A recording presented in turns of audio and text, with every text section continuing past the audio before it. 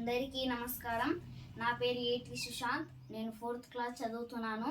మా ఊరు ఆరేపల్లి గ్రామం, ఆత్మకూరు మండలం, వనపర్తి డిస్టిక్. మా గురువుగారు అయిన పాండురంగయ్య సార్ గారికి నమస్కారం. నేను మా గురువుగారి దగ్గర ఆన్లైన్లో కీబోర్డ్ మరియు సంగీతం నేర్చుకుంటున్నాను. ఇప్పుడు నేను ప్లే చేయబోయే పాట ఈనాటి హాయ్ సాంగ్.